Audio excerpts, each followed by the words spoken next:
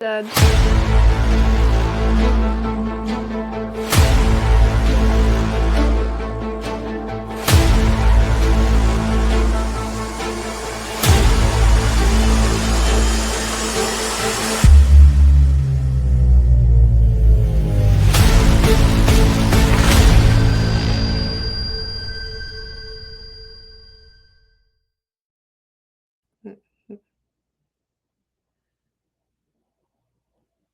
Oh no, Judge, we can't hear you.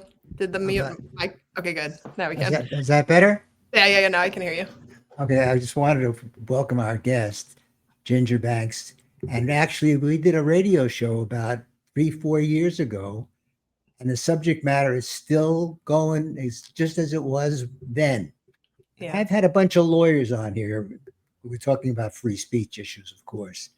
I've had a bunch of lawyers, but I think it's important that the public get a view, an educated view, as a matter of fact, from somebody who's totally familiar with the subject and is not a lawyer. So I'm not asking you to make any legal decisions, but I know you know a lot about the subject because you knew about it 3 years ago.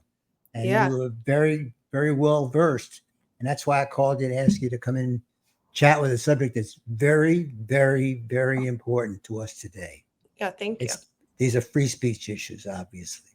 So tell us a little bit about you, who you are, what you do, and what we're going to be talking about today.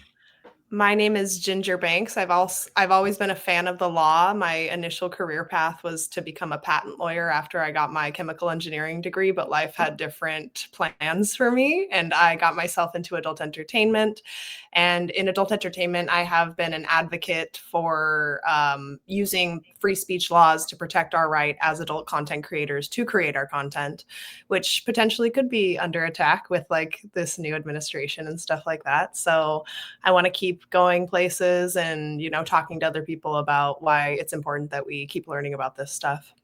Well, it's interesting. There was a case, United States Supreme Court case called Brandenburg versus Ohio. Brandenburg is like the gate in Germany, Brandenburg, Brandenburg.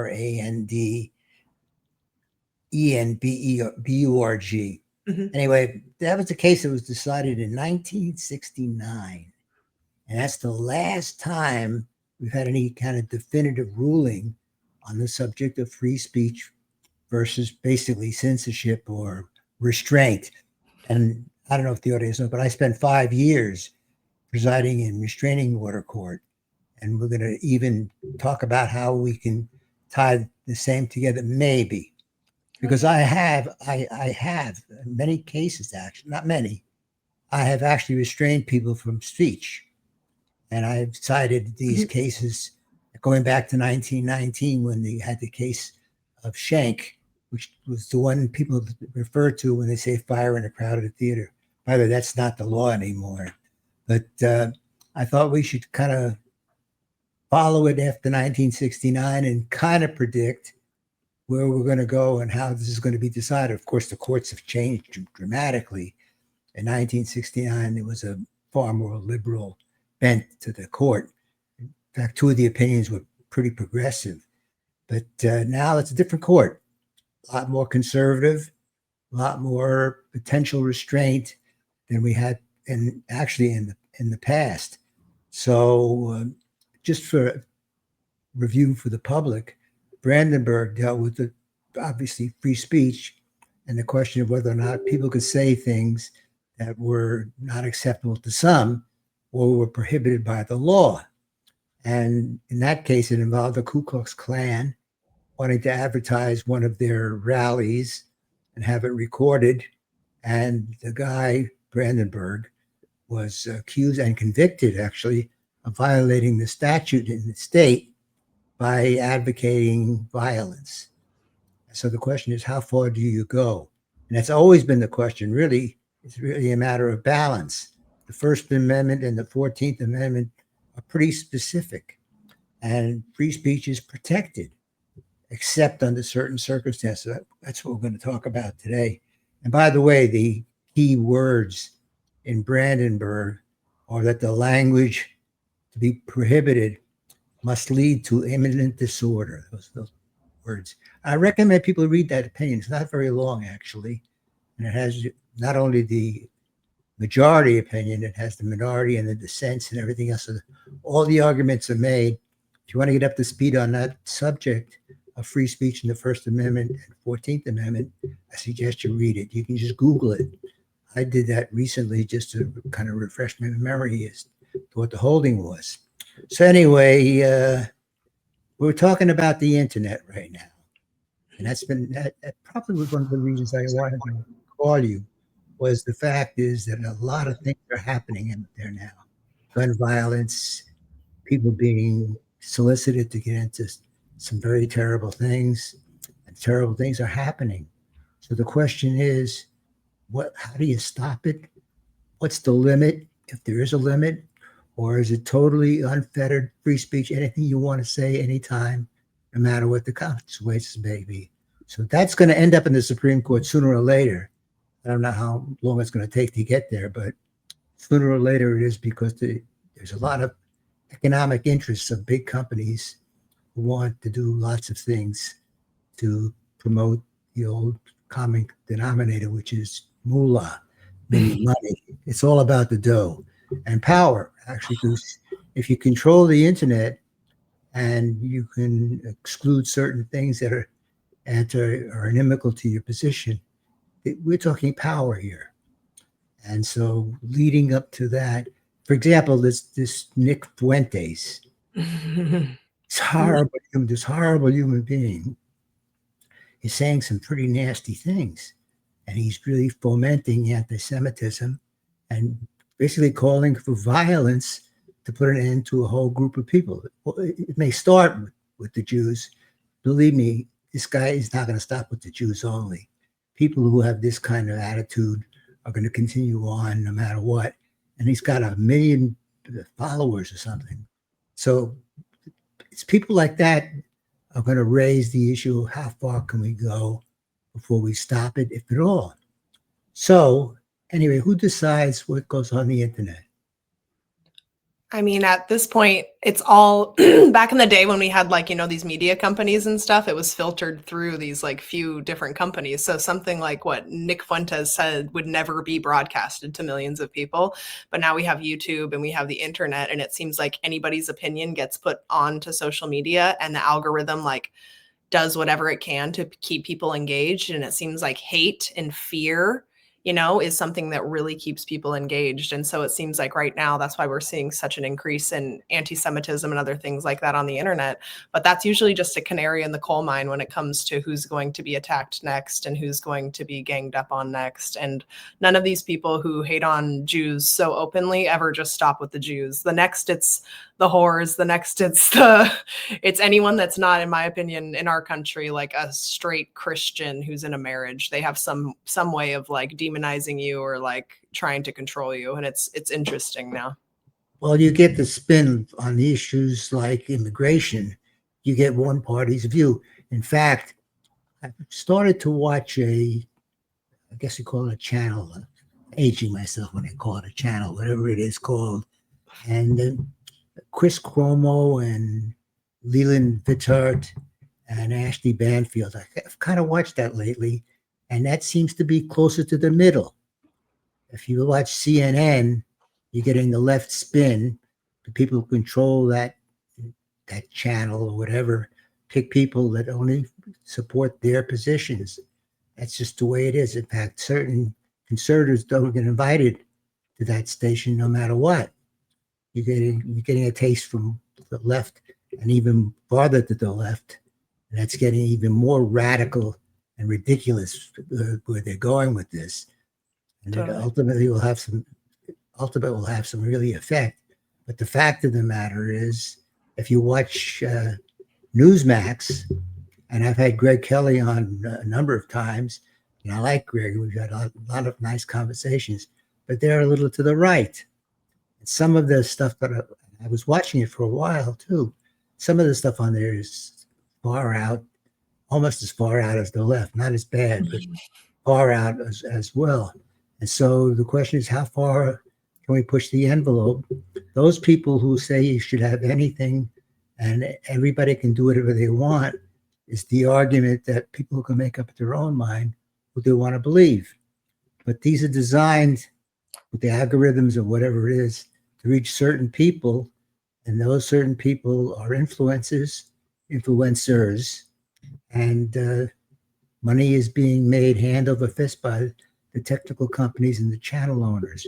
So we're going to talk about the Communications Act, because I know you know all about that, because that's what we talked about on our radio show. So tell us about the Communications Act. In the 1990s, there was a law was passed called the Communications Act. So tell us what it is and what it accomplishes or doesn't. The Communications Act was a federal law that established the FCC to regulate interstate and foreign communications by radio, television, wire, satellite. Apparently, it doesn't include the internet, so it's really hard, it seems now, to like regulate anything that's put out onto the internet. If if social media influencers were regulated by the FCC, I doubt that a lot of this hatred and misinformation would be like spread as far as it is these days. So what does it accomplish? What was the purpose? It essentially provided it was supposed to like ensure diverse viewpoints in broadcast media and like equal time rule for like politicians and stuff like that, which if you I don't if you look at the internet right now, there's no way. How could they even actually do that, with like the internet right now? Do you think it's even possible for them to influence that? Well, I think part of this distribution, people are anonymous. There's no names. There's no way to collect information about who they are. They make calls or contacts from remote places all over the world. And so the bottom line is, I think enforcement is difficult, but I do know as a lawyer now that I'm retired from the bench, I'm doing law again. The reality is to provide an immunity or liability to certain companies, certain entities.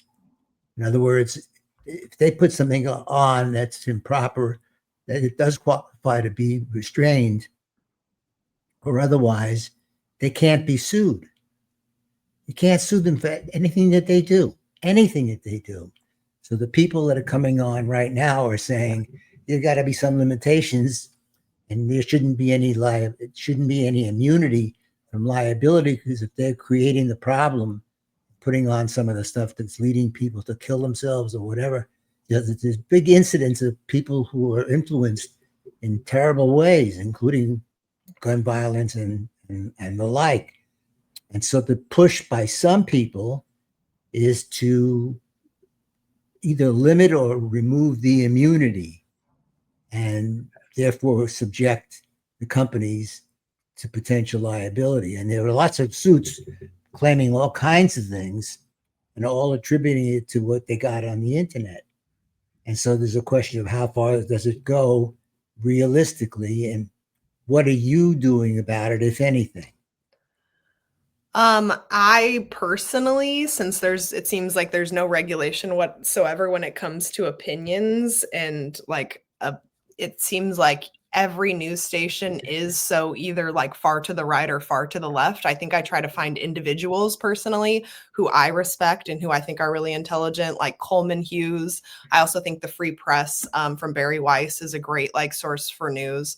There's also something called Ground News, which will put out a headline, and at the bottom it has a little poll, which will show you if this headline is being put on left-wing websites, right-wing websites, or the center. So you can kind of see this media bias that also exists now. Like my mom, who's more of a conservative, like Trump supporter, her feed on social media is so different than mine. And so another thing that I try to do with her is not allow this, like what I would call like misinformation that causes disconnection between families to affect me and my relationship with her, and have these difficult conversations like, how could you support someone who does something like this? And she's like, oh my God, I had no idea like this about Trump or whatever, because she lives in her bubble.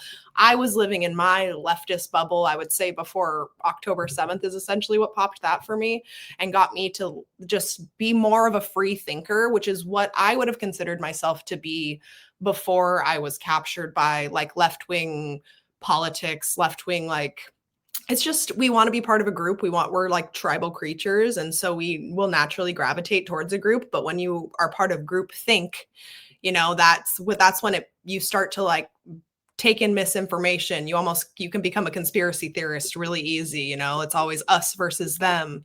And so it's hard but all I've done is become like more skeptical and fact check things. Don't let headlines take me away without reading the article and without finding out what their source of information was. There's so many examples where that happened in the sex work industry, where they'll do a headline that says 200 sex trafficking victims saved, and you go actually read the article and like they arrested 180 people for prostitution. And so it's like, that's like getting to the meat of it, getting to the facts, getting to the data, and making your own opinions is what I've been trying to do the most. Well, one of the big problems that has developed is the speed with which you can get information. It used to be you had to read the newspaper, and then some effort, or you could hear things on the radio, and there was different stations with different spins. That's true. But today, as I see it, there is a very marked skew to the left in terms of reporting. And if you take what's going on right now, there's a great subject, is the Epstein file. Yeah. Now, I've had Alan Dershowitz on our show, and I've interviewed Alan more than once. Mm-hmm. And depending on who you listen to is where you're going to end up going, depending on the credibility of the source. And so the reality is, if you listen to the left, they're blaming it all on the right. Yeah. And the right's blaming it all on the left. And I don't think it really has a lot to do with sex, if you want to know my opinion. And I'm kind of free to give an opinion these days. My opinion is it's the deal making that's at issue here. There were deals made with some of these people that the public is not going to find out about if they could prevent it from happening. Disclosure of some of these deals, whether it was with Bill Clinton or whether it was some mogul someplace, that's what's going to be missing. Yeah. They're going to protect that no matter what it can be. And what's interesting is that Trump is now saying it was the Democrats. And actually, Epstein was a Democrat. He was involved in Democratic politics, and he was very close to the Democrats. But it's also interesting that Trump was a Democrat at that time, too. I mean, yeah, he was. It is what it is. But the fact of the matter is, you never know what's true. And his designation, Trump's designation as to fake facts, is probably accurate. In many ways, the stories that you hear or what you read are not true. And he's right about there being misinformation. Misinformation is not only limited to internet, but if you're in the legal system, you want to talk about misinformation, it's everywhere, every day. It's to whatever position you want to take. That's one of the reasons I liked being a judge. I didn't have any dog in the fight. To me, it didn't make any difference who won or lost. But the reality is, in the real world, that's not how it works. Yeah, so, I actually have a good example of that for misinformation. What you would call like lies about Trump was I did an interview for Yahoo News one time. It was about SESTA FOSTA passing.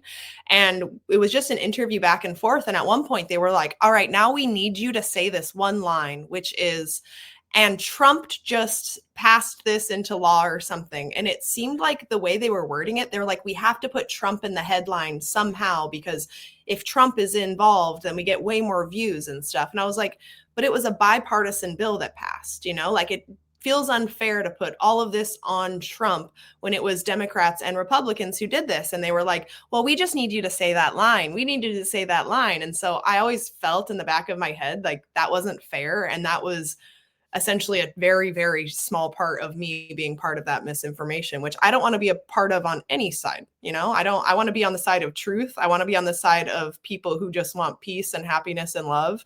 And we can have the abusive people, on the other side. Well, reality depends on who you're listening to and how far the level of credibility really does go. We have rules we call rules of evidence regarding credibility. Motive, interest, bias. There's certain criteria that determines credibility of a person. And so, depending on who you listen to, you're going to get that kind of spin. Yeah. And elections now are basically decided by the internet. Believe it or not, the stories that you're getting, the accusations that are being made and thrown from one side to the other and back are influencing the people. And the people are gullible. The people are attracted to shiny objects. They're attracted to whatever promises you want to make. That's how that guy got elected as New York City's mayor. So Oh, overly blue. It's an overly blue city anyway. yeah. Any Democrat would have won. But the fact of the matter is, the man should not be believed about anything. The things he has Yeah. said, you trust him for what he said is what he really believes in. But how did he win? He looked good.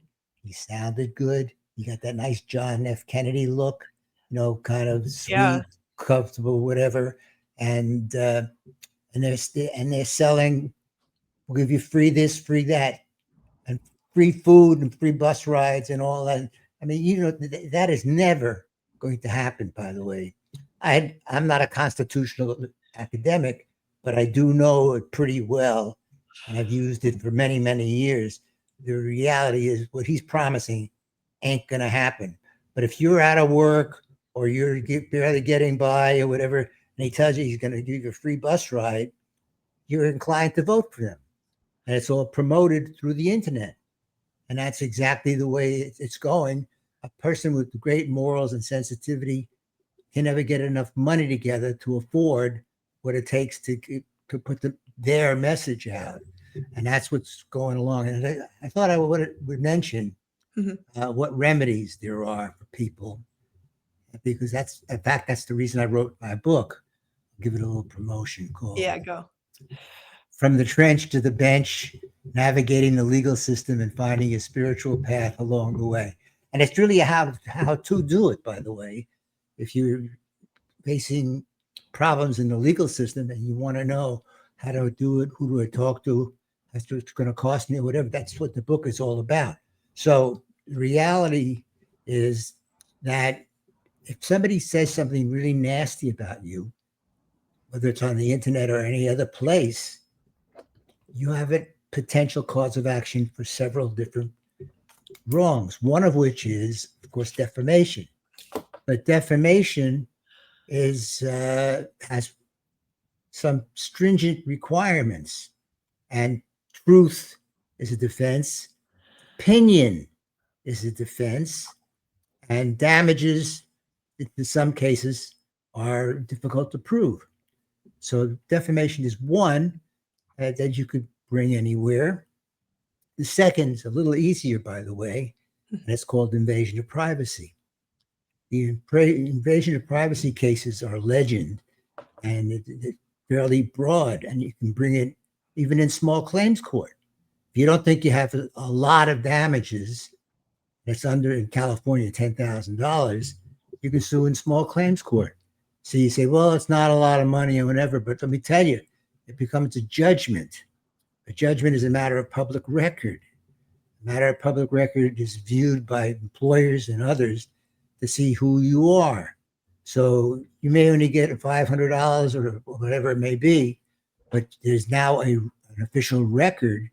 And we generally, depending on which court you're in, when I was presiding in small claims court, we would make findings. In fact, I wrote opinions on some of those cases, and those opinions are a matter of public record. So reality is, you have remedies if you're willing to put up with all the stuff that's going to go along with it in order to accomplish any result yourself. And there's also, as I mentioned earlier, and this is not a show about me, I'm talking too much today, but the restraining orders, I have restrained people from saying things that would incite violence. And that's the key there. It wasn't just promoting advocacy, because you could say what you want to say about that, but there's such a thing called injunctive relief. And a restraining order basically is just that. It says you can't do whatever it is you're trying to do. And if you violate it, you commit a crime, and you go back to the judge that issued the order. So, and I've had that happen a number of times too. And I use the one example. There was a person came in and claimed that she was being threatened by another person, and it was taking place on the phone. So I had the bailiff bring me the phone, and there was the defendant, which was the opposition, was sitting on the floor with a gun in one hand and a bottle of beer in the other, saying, "I'm going to get you," kind of thing. I issued a restraining order against that person because that appeared to me to be at least reasonably going to lead to some potential act of violence. And so an injunctive relief, that works too. And that there are penalties for violating those rules too. In fact, if you want to read the book, Yeah. there's a whole chapter on restraining orders, just in case you're interested. I was just going to say, I'm going to get your book and I'm going to read it because I think there's so much power in knowledge. And I think a lot of one of the symptoms of like leftism, especially like race politics and focusing on, this is all going to be connected, but focusing on like police brutality or things like that to the point where they have convinced so many citizens of America not to use the legal system, which we have a right to use. Like I hear about all these people that are like, what am I going to do? Call the cops on this person? What am I going to do? File a restraining order against them because of this, that, or this reason. It's almost like you've betrayed the left in certain circumstances if you use the legal system. And that's why I think it would be really important for me to brush up more on my knowledge when it comes to this stuff to help educate people on like the avenues that they have to actually protect themselves, because things like this are really important to know and to use. What do you think? What do you think we as the public can do to expand the liability for wrongs that are committed by people who have access to or actually manage these kinds of sites? I mean, I have no idea how it's even possible personally, because things like memes or these things, like if you just put them out on the internet anonymously, they spread like a virus, and it's so hard to even trace it back to its source and like then like give the people who are responsible for it their legal punishment or whatever you want to call it. It's really hard for me to fathom what the future is going to look like when it comes to that. But certain people, I guess what you're explaining, where it's like individuals suing when it comes, you know, like maybe like Candace Owens is probably going to get sued a bunch because she's just like spreading straight lies and stuff like that. I think it's going to take individuals using their like ability to use the legal system to like give people their personal punishment for like spreading lies and hurting them. I think that Well, that's like more of a situation than I can't imagine what the Supreme Court could do. well, there's a term in the law Okay. relating to damages called punitive damages. Punitive damages are awarded in some cases if you can prove basically a malicious intent, that it was done in violation of your rights, et cetera, et cetera, et cetera. And it's based on the value of the defendant with a limit, because there's a case called Campbell versus State Farm that limits it to 9 times your consequential damages. So if you got $10,000 and you're not in small claims court or any number, you multiply that, usually it's 4 or 5 times. Wow. And that's what you get as punitive damage. That hurts because corporations have to note that on their statements. Mm-hmm. And if you're looking to buy into a corporation or something like that, and you read the required disclosures, it can have an effect. But you're right, one-on-one, the haves will beat the have-nots, say, the majority of the time. And I have a whole chapter on that as to why, because it's really true. And I saw it many, many times, especially when one party was not represented. Yeah. And the other had a high-priced lawyer. I remember a case that I decided involving one of the big airlines. And they had 2 very sharp, well-dressed lawyers. And the other party, the plaintiff, was standing there by themselves and didn't really know what to do. So the haves will oftentimes beat the have-nots for that reason. And taking on these giants is Don Quixote tilting at the windmills. And many cases. I mean, maybe But in 10 years we'll have AI lawyers and they won't be charging $1,000 an hour and they'll be able to argue in court for people who don't have any money. Because I mean, I was sued for defamation of character in the adult entertainment industry. I don't really talk about this. When I tried to warn the industry about someone who, in my opinion, was raping women and putting the videos online for everyone to see. And I specifically went around and got him removed from these websites so that he wasn't like essentially making money off of sexual assault. So it was easy for him to prove damages. But as soon as they asked for like his unedited footage, he ran away. However, the whole time I was paying, $20,000 a month to my lawyers, all I could think was, holy shit, if I wasn't making even more money than that bill was every month on my OnlyFans, because it was like the pandemic and everyone was making just ridiculous amounts of money on OnlyFans, that guy would have buried me immediately, shut me up, like, and it made it so obvious to me how unfair it is that, like, when people have money and another person doesn't have money, it's really not a fair fight in the legal system. well, since you really are familiar with the Communications Act and what's going on in the community at large, where do you think we're going with this? Where do you think that politicians, to the degree they do anything, are going to go in terms of either amending the Communications Act or finding some other avenue to somewhat control the disposition of misinformation, etc.? I mean, I have little faith in politicians doing that because I think on both sides they use the lack of like regulations to their advantage. The left is using misinformation and the right is using misinformation. I don't think they would want actually. I don't think that I doubt we would see any politicians that would take the time to do something like that, because it seems like they both use it for their own purposes. Like, it's really easy to get people riled up. Like, for example, why are my friends all the way out in California so obsessed with this mayoral race in New York City?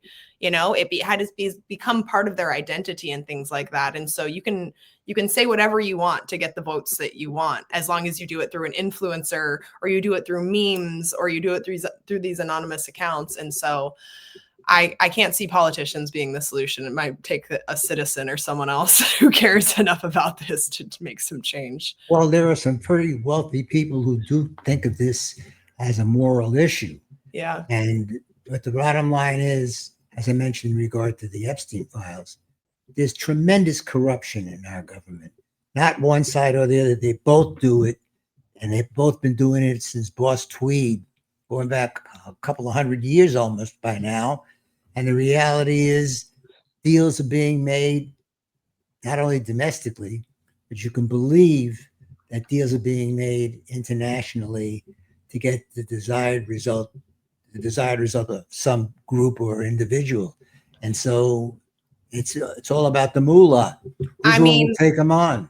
There could be something essentially to restrict any sort of like bot farms. You know what I'm saying? Like, there could be a story that's put out and you also have like thousands, tens of thousands of bots that are also utilized at the exact same time to essentially influence public opinion. And people are sheep. People are, they're tribal creatures and they don't want to be the one who's different, so they're looking in the comment section, deciding what is going to be their opinion before they've made their own opinion. And if you have thousands of bots flooding the comment section, you're not getting any sort of like authenticity. So I guess if they could trace that back to the source somehow, but it's like so anonymous and stuff, it's going to be hard.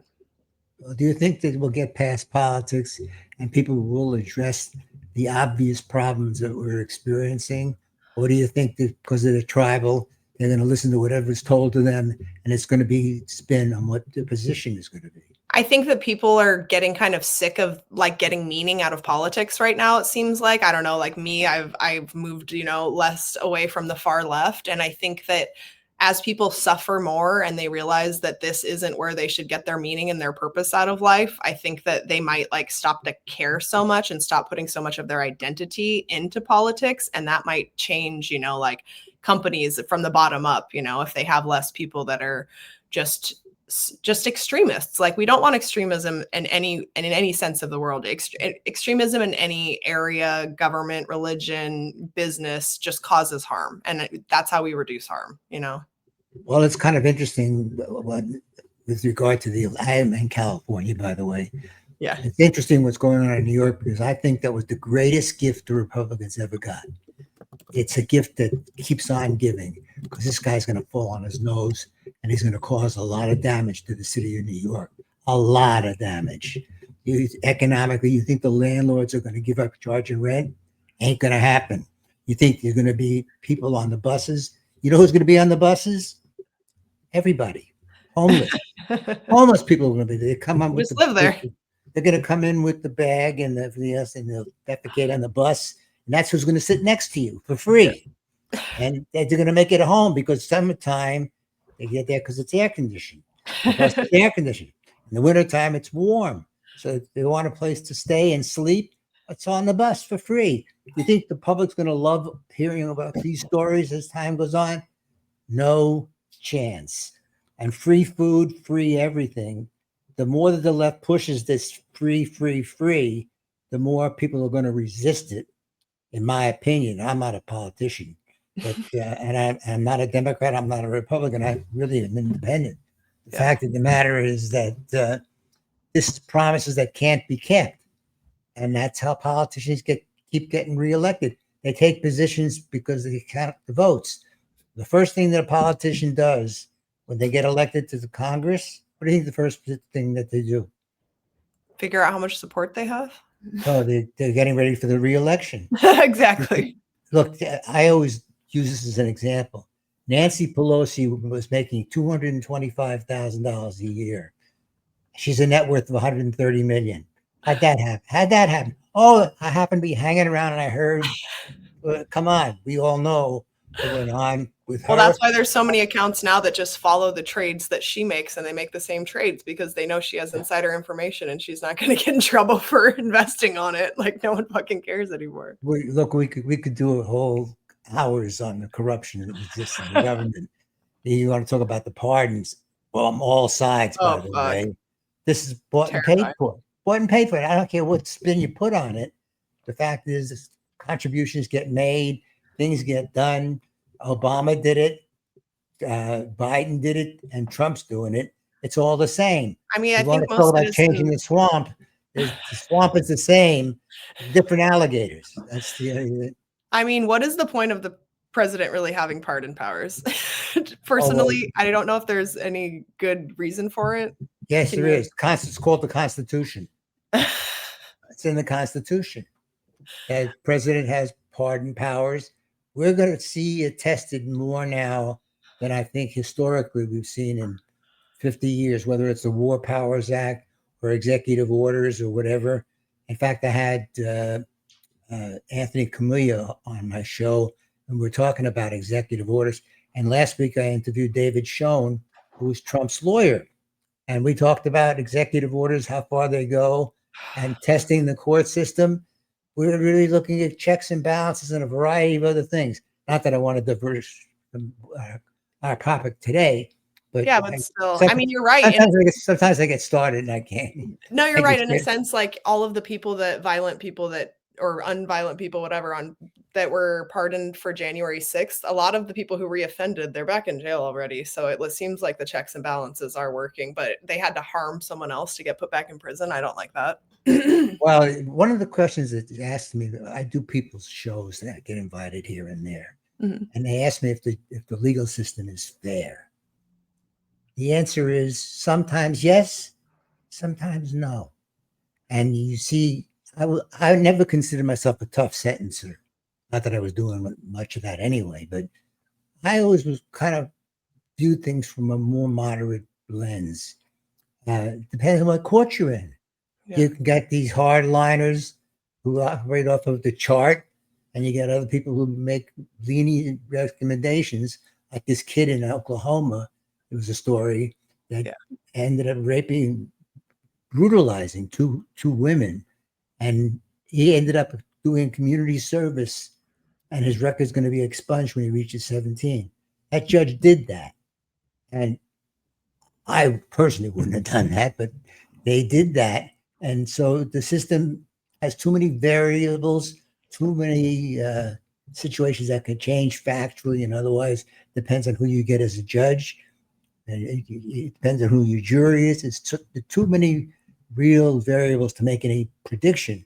But the fact is, human nature takes over, and what we do is we follow the money, and that's what's going to happen in Epstein. They're going to find out all the deals that got made and who got paid and who shouldn't have gotten paid, and that's why they're fighting to keep it closed as much as they can. And I can tell you, I'm a former prosecutor myself. I can tell you that documents are going to be altered. There's going to be redactions. You're never going to know the whole story, no matter what, because it's in the best interest of all sides to keep it as quiet as they can, because there's going to be dirt on both sides, because that's the way it works. So, end of story. I kind of took over this interview for some reason. It's okay. I guess I got it up on the right side. I got a good night's sleep or something. Fun learning from you. Well, I want to kind of read his close book. on it. I want to kind of close on it, and I really was concerned when I was on the bench because I saw so much incompetence in my colleagues, as well as motivations and things like that. And I wanted the public to know what really happens behind the doors, because I know I was behind the door. And I can tell you, I'm a cynic. I admit it. And I've seen some great judges, great intellectual, caring, considerate, hardworking judges, like my friend Jimmy Cato, who spent 20 some odd years on the bench. He would work until 2, 3 o'clock in the morning reading briefs and stuff because he wanted to do the right thing. There are people like him too, but there's also some not so terrific situations. Remember how people get to be judges. You don't have to be a genius to get appointed. You just have to know somebody or put money into a campaign. So people say, "Oh, you were a judge. You're so smart." Not so true. Yeah, humans are infallible. It depends on who you're talking to, I suppose. Anyway, I want to thank you. Thank you, Judge. You're a great listener today. This is a little different than usual. Okay. I know, but I said to myself the other day, I'm going to be more opinionated. Instead of trying to be neutral, let everybody make their own mind up what they want to believe. I give them the truth. I give them the story, good, bad, or indifferent. Make up your own mind. But it's going to be a realistic and honest evaluation, I think. At least I try. I respect anyway, your opinion. Thank you. See you again in 3 years. 3 more. Keep up the good work, and I do hope we do see some kind of regulation that's going to make things better to prevent what looks like it is coming down the horizon. Yeah. So thanks very much, Ginger. Good to see you again. Thank you. Bye. I'll see you next time. Bye now. Woo, woo.